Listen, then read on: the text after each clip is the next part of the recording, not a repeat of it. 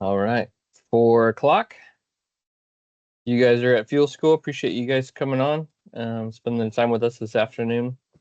My name's Steven. I'll let our instructors for today introduce themselves in a second. I think this is the fourth session of this season. We've updated the YouTube channel for all the previous ones that we have. So you can take a look at those. And then today we'll be talking about NEPA. Where's the NEPA? So this would be a good one, and has been kind of requested. So I think that's all I have. I will mention next week, Ruby will be back with a guest talking about the monitoring strategy dashboard. Is that me? Hopefully, no, not me.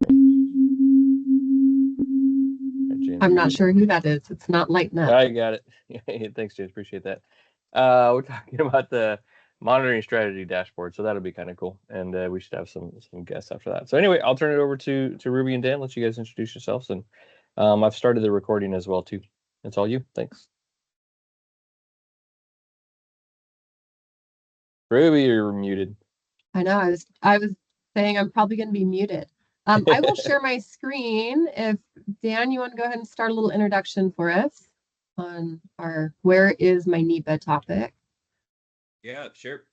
Looks like we've got a really good range of folks and good target audience. Seeing a bunch of folks that are fuels technicians. We've got Matt Sanders on the LP, BC with, I believe, you got some fuels responsibilities over there on the Pinus District, and Cove running Monument Peak. So yeah, I got folks that may be newer to the whole world of NEPA. So really wanted to target what is NEPA and how do you turn it into a project. So we'll just really foundational, basic approach to NEPA. And I'm one of the regional fuels planners. I've been a fuels technician, fuels battalion, fuels division, and just a range of different things. So then work with counterpart Ruby Burks. Cool. All right, thanks, Dan. Yep. As Dan said, also one of the regional fuels planners, shifted out of primary fire into the fuels world back in 2007. So have learned all about NEPA, how to implement, lots of lessons learned as well. So you guys can see my screen. I might go ahead and turn my camera off just so there's not too many things between these two monitors. And then Stephen or Dan to monitor the chat in case things come in. Yep. I'll help you out, Ruby. No problem at all. Okay. And you guys can see that okay? Yeah, looks great. Okay, great. All right, so as Dan said, topic of choice, where is my NEPA? And, the intent of this is to just kind of provide some of the basic information, ideas, recommendations for how to grab your shelf stock NEPA and actually get some cool stuff done. None of us got into fuels to write a whole lot of NEPA. We got into fuels because we want to get some really cool stuff done on the ground. And so we're going to, see what we have to do to do that. Some of this is from policy, a lot of experience, a lot of probably humorous lessons learned that we've had over the years on why it's so important to have a little bit of a handle on NEPA. So before we go looking for it, however, we do need to kind of talk about, like, why do we as fuel staff need to really care about NEPA? And, the main bullets I would say is like, that is really what provides our agency's decision and approval to implement the work we want to do, to reach that desired condition out there. More importantly, I would say is that for us, helps identify and designate that shared responsibility for being able to get stuff done in the way that it was approved and designed on the ground. And then it's going to help us, identify those guidelines and how and when we can do our work. What do we need NEPA for? Well, pretty much everything in our line of work. So, you're going to be incorporating NEPA and the content associated with it into everything from burn plans to contracts, to agreements, to grant work, all your force account projects. So there needs to be a process as to how we can take the information we have and put it into actually getting things done on the ground. And we've identified a few steps associated with getting there. And Dan, I'll hand this over to you, this slide. Yeah, so just thinking back to when I was a fuels tech, heard the term NEPA before, but just to, product wise, or what physically, what is it? And there are three levels, really levels of complexity. Think about it as like basic, moderate, and advanced. A categorical exclusion, that is it's a NEPA process that can take a month or a few months to go through. There's a list of categories of actions that are pre-approved by the regional forester or by the chief, and you go through a process, make sure that you're not working in wilderness, you're not impacting threatened and endangered species. Kind of go through a process that still can take some time, but the end result is you're looking for a decision memo, and that is a good thing to put on your radar if you're a new fuels tech. Do you have all the decision memos that are signed for your district? And I say signed because that's important. I have I will not say where, what forest, or when, but I have I went through, found a folder. This is project area. Okay, cool. We're going to implement, work with some crews, and got things going. And then in time, I was looking for the final decision. When was it signed? Wasn't. So you do want to make sure that it's actually signed and finished, and not just a concept that was done by the person before you and then they moved on and forgotten about it. So for that categorical exclusion, you're looking for the decision memo. For the environmental assessment, we call them an EA. You're looking for the FONSI. That's the finding of no significant impacts. For the environmental impact statement, it's the record of decision. And these, in parentheses, those three, they're essentially the summary, the findings, the decision, what alternative, what treatments were approved, and it's got that signature with the date at the bottom. And it's so important. If you're brand new, pioneering, in implementation and treatment, find that FONSI, find that ROD, that decision memo, make sure it's signed, and then start working from there. So really can't emphasize enough, make sure that it's signed, and then we'll move on to what to do with it once you found the NEPA. This and finding it might not be the easiest thing. That we have a ton of movement at all levels. You might be coming into a position where there's no fuel staff, there's no fuels planner. Hit or miss if your division chief is going to be familiar or involved with the NEPA. I've had division chiefs that just say, "Hey, you're the fuels guy, figure it out. Not my problem." Your forest environmental coordinator, that's the NEPA lead for the forest. They should know, where the project records are, where those three Cat X's, EAs, and EISs, where they're located. If that one is vacant, I think maybe half the forest have that position filled, half don't. Talk to your specialist, your wildlife biologist, botanist, archaeologist. They should be able to help you out to locate that project record. District ranger. And I found over the years that at all levels in fuels, when I was on engines, I wasn't talking to a ranger at all, unless it was bad. But as a fuels tech, fuels BC, you're definitely talking to the rangers. This is an important relationship to have. So don't be intimidated by them. They can really help you out. But that ranger, they should know that, and a lot of times they were the one that signed that decision memo. So they should know where to find it. And if all those, you're still coming up empty, give Ruby and I a call, or Laura Herholzer. She's really helpful, very passionate about NEPA. So just run through the list, and someone can help you find it, but it might not be as easy as it should be. Just know that it's a little bit of a treasure hunt. So, understanding there are some, you may pick up, if you have an EIS on your district, maybe hundreds of pages long, maybe dozens of appendices, really extensive, intimidating, written, very technical in a lot of areas. So you want to focus in on some key areas: the purpose and need. What's the point of all this? The proposed action. It's going to list the alternatives. Alternative may be no alternative. What happens if we do nothing? That's analyzed. Then a selected alternative, and that should show up in that um, in the FONSI or the ROD design criteria. That's going to be later in the document. But these things will show you the where and the what.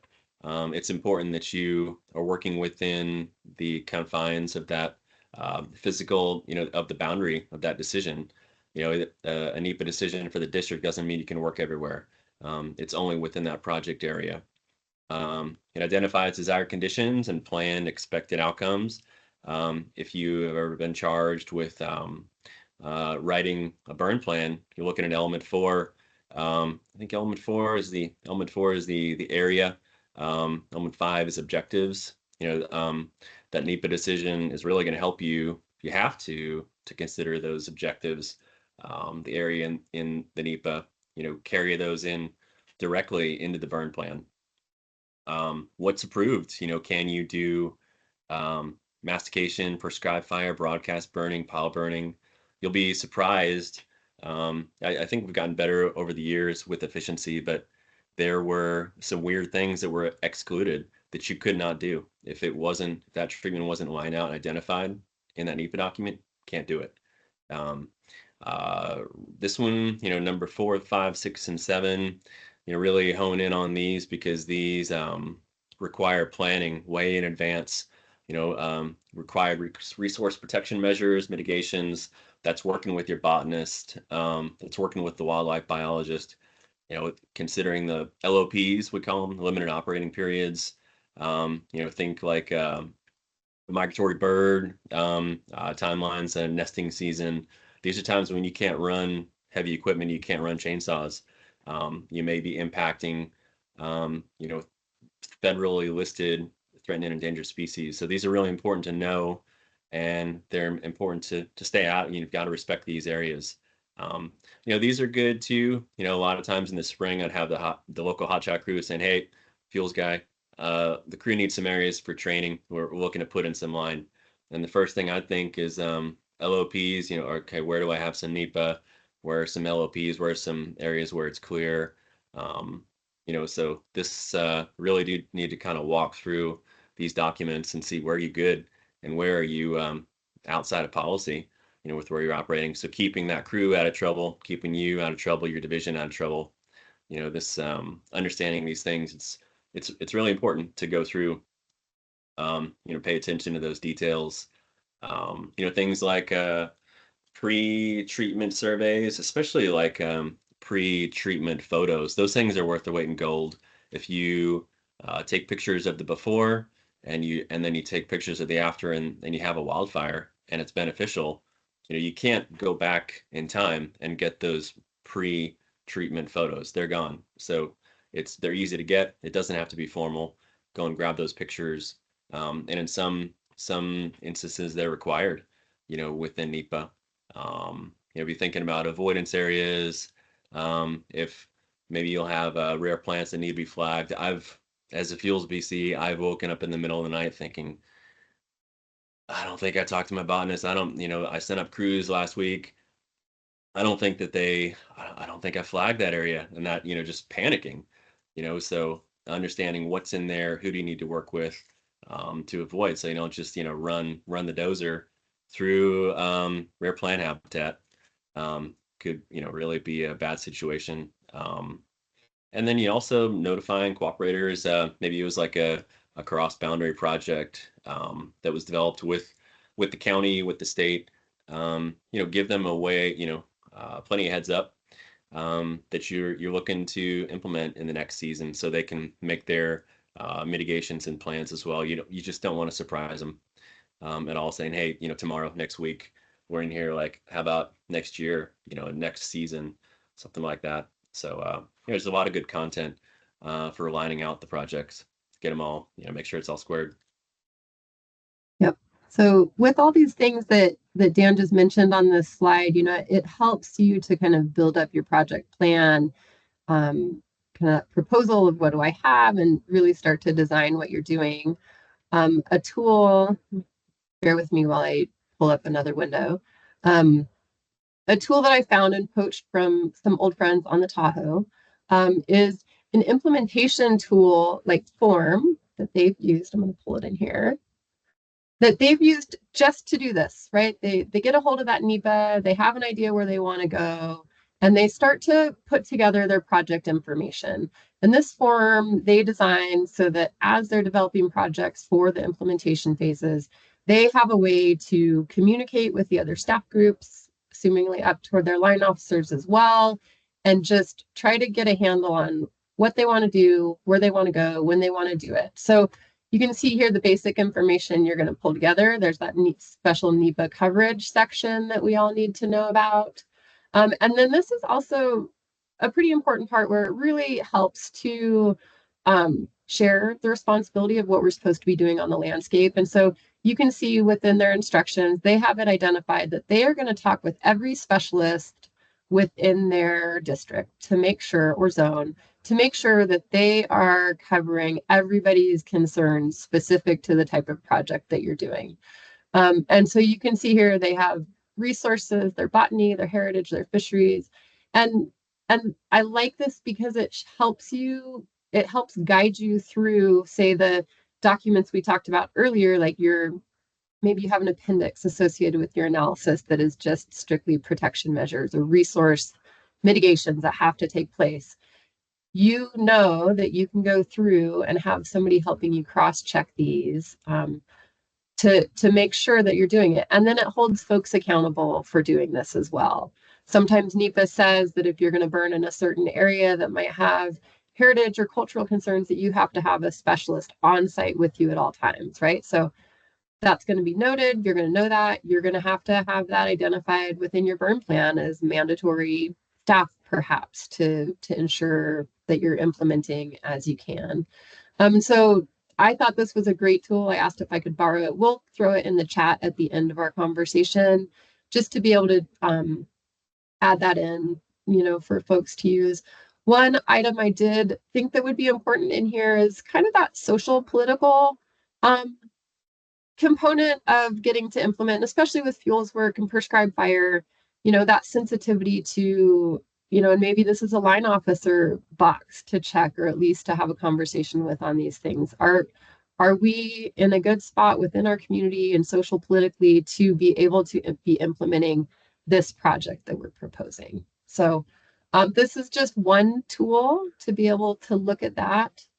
I would have benefited from having this. It never felt good when you had to go down the hall after you've put some line in or had folks get some stuff done, and you have to walk down to your friendly ologist and say, hey, I have to apologize. Like, we just, did XYZ. So, Dan, are we shifting to the next slide, or do you want to touch on your examples from Tan Bark?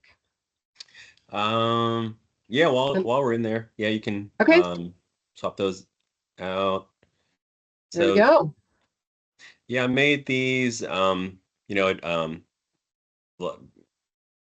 think that maybe these were developed out. Had lined out was working with Cal Fire crews, and maybe lined it out over the phone, and then went out that afternoon or the next day, and they'd worked on the wrong side of the road. So I'm sure that it was I told them, west instead of east, or east instead of west, or whatever. I'll take responsibility for that. But then thought, maybe like a product lining this out specifically, where exactly it is on Glendora Ridge Road. It's between, it's like near mile marker 7.7. This is what we're gonna do.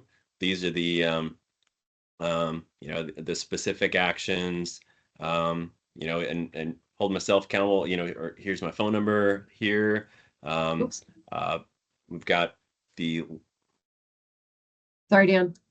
There we All go. good. Yep, there we go. Yeah, and resource mitigations, it has the nesting season, requires bird surveys, um, uh, talks about the types of flagging where it might be, safety concerns, and then next, um, also had a map, made this for Avenza, so they could pull this up on their phone. Hey, okay, everybody, Unit 2, right?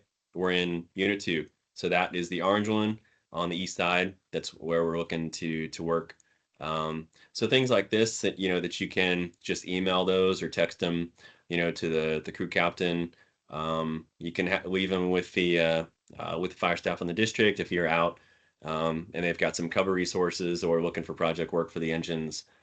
Here you go. Here are the instructions. Here's the location. Here's what we're looking to do. Here's a map. Just because everyone's world is so complicated. With at work, outside of work, we've got so much going on, so much to remember. Just make it easy, because these are major things. You don't want to have folks working outside of the NEPA in the wrong unit, the wrong season. Just make it easy for them so that everybody is everybody's straight with what's going on. So I found a lot of value in those things, and we'll put them in the chat so that y'all can take them and edit them and make them your own. But yeah, in line with developing implementation plan, really, making sure that it's clearly, it's directly taken from the decision that's signed, because that's the boundary. Those are the things. That's what we can do. We can't operate outside of it. Making those map products for the contractors, for partners, force account, and making sure that it's clear on the axis, the boundaries, avoidance areas, points of contact, things like funding. What is just want to make sure there are no assumptions about overtime, especially in this day and age. So just making sure that, all that's lined out, and yeah, helpful for considering a monitoring plan. And just, the more you can make time to just run up there and grab some pictures that you can replicate, how to get to them, the angle and everything. They're just they take up space, but then when you have that fire, they're just can't even explain like how useful those things are when you have them. And if you don't, you're not going to get them. So it's really worth the time to get those get a process for pre-treatment photo points. And then Oh, yeah, that was it. So one thing I wanted to note, that we also felt like this was pretty appropriate, that you guys as fuels folks, kind of showed an interest in understanding, like, gosh, NEPA, how do we find it? How can we implement things like that? In a recent Region 5, they have a monthly meeting with their NEPA planners, their forest environmental coordinators. All of those staff, and Dan and I are engaged with them to make sure that we can kind of be that fuels ear and audience for them as well. And they had a topic recently, or questions that were posed to them on like, how well are your forests or districts implementing projects as they were planned through NEPA? And a lot of the topics that we talked about today are exactly the things that came up in our minds, fresh, of like, how, these aren't just tools that we can use as fuel staff. These are things that would benefit other staff areas. They have a lot of new folks. They have a lot of vacancies. There are folks that maybe have been in fuels positions or other resource area positions that, maybe this feels like they should know it already, but it's a good reminder to them, and a good refresh for everybody on like, how can we really efficiently get to where we're implementing projects while, they discuss things like the shared responsibility of implementation. And I feel sensitive to that with it, a lot of pressure and emphasis on fuels projects and getting things done. And we want to make sure that we're getting them done successfully and the right way and the way they were planned, and making sure that folks that are responsible for that implementation are prepared with tools and the references and things that they can use to go forward and be successful and get those things done. And still involve the appropriate other resource areas and line officers to make sure that the responsibility is shared across that, and find those paths. I think, like Dan said, we will put those tools and those couple examples in the chat coming up, but really wanted to open it up at this point to you guys for any questions or discussions associated with kind of how do we take NEPA from a dusty document with a whole lot of words on the shelf and actually get some things done with it. Or if there's no questions, feel free to share some lessons learned or comical situations you've found yourselves in, if that be the case. Stop Funny, not funny sharing. stories. Yeah. Thanks for that. Yeah. I've heard that story that Dennis said it had the same thing happen where I showed up on a project site and the crew had spent the whole morning cutting on the wrong side of the road. Never greatest feeling. Right. Does anybody have any questions for this? Really appreciate it. This was a great overview of NEPA and where to find it and some of the important things to look at. Don't often get it in such a direct manner. Usually you have to sit through a week of NEPA class, so appreciate you guys putting this together. Open it up to any questions about this or anything else we might be able to answer for you for now. I'm not seeing anything on the chat either. Here we go. Got a question for Bert. Oh, Bert. So Dan and I talked about, bringing Great this question. up. It is a really good question. And I think it really depends. Obviously, if there's been a changed condition, whether it's like a physical changed condition or a changed condition, perhaps in like the status of a sensitive species being listed, that is likely outside of what was analyzed for in that document. So those are conversations to be had. I would defer those to the NEPA specialists for sure, environmental coordinators. But the idea that, hey, if there's shelf NEPA out there that's pretty old and we have some fuels work to do that hasn't been completed yet, or maybe we entered it a while back and did not achieve the desired conditions that were expected out of that document. Some say that NEPA never expires. Some like to put a year time frame on it. I don't agree with a year time frame on it, right? It takes a really long time, especially if there's multi-phases of treatments to get to the fuels work that's getting done after a whole lot of other stuff. It could be years, 10, 15. I know of places where the fuels work hasn't been completed yet and it's 20-year-old NEPA. And I would argue that it's still valid because conditions haven't changed for the activities that we were expected to do for fuels, right? So it might depend on the experience and level of risk that a line officer is willing to take on to implement activities under older NEPA too. So we debated on whether we should put that in there as a bullet, but Question Bert, that comes up. That's such a, that is a gold star question. And I think seen you on different groups that we've had, different calls. From what I can remember, you always ask really good questions. So really appreciate that engagement. It's a type of question that you need to be careful. You need to ask it, but you also need to be ready for an answer that you don't like. It's going to mean delays. So